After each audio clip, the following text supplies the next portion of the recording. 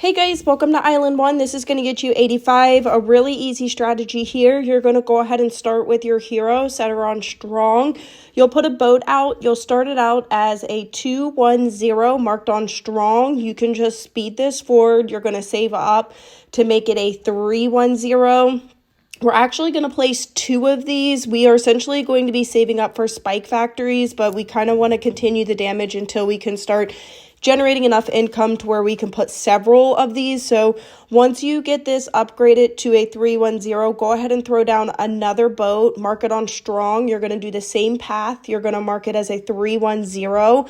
I did start a third boat and I marked it on strong and started it as a 2-1-0, but basically you want to kind of start the spikes as it gets towards that first loop because you can mark them on close to smart, and that's going to be the majority of your damage.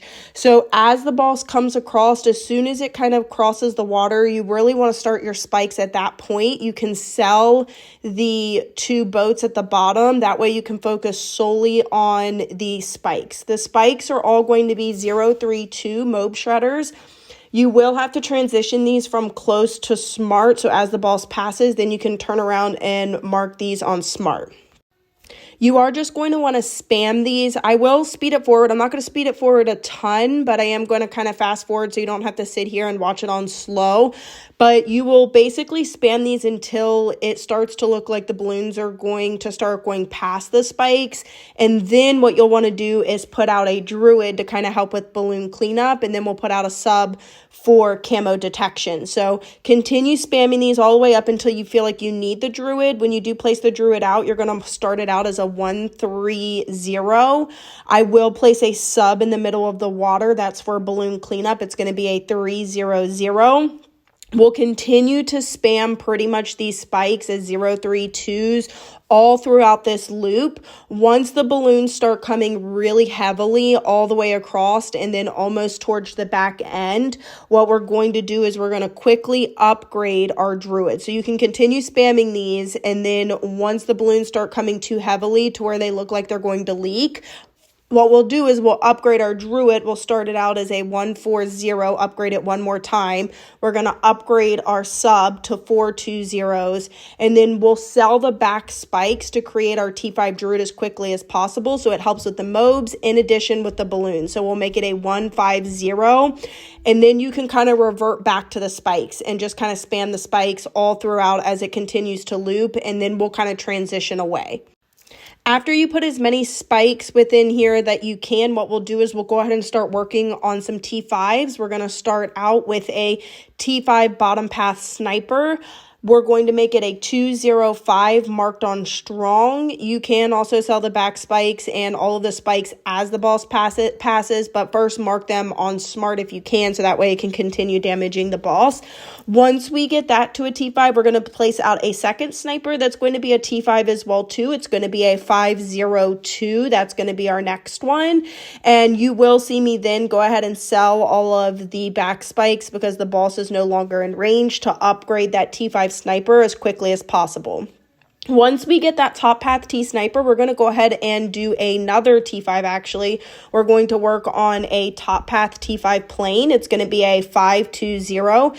If you do have the monkey knowledge, go ahead and put it on wing monkey.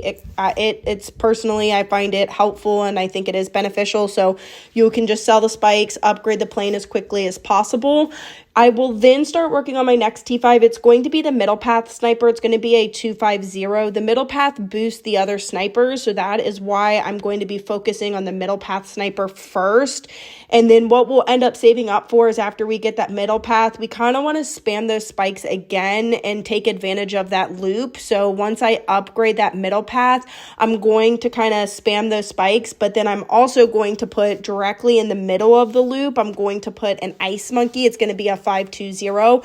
Remember, with this boss, it heats up, and as it heats up, ice monkeys in particular really help with cooldown. So if you put it in the middle of the loop, it can really help with that cooldown aspect, and since the boss will circle in that loop, it's a great spot to put that ice monkey.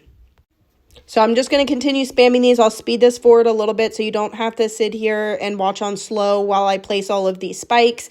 Then as it starts getting close towards that loop, just go ahead and put in that ice monkey. Slowly upgrade when you can to the T5. You'll just mark it as it's going to be a 520. So you can honestly just let this speed forward. Make sure you move your spikes from close to smart. That way they're always kind of hitting the boss in general of wherever the boss is.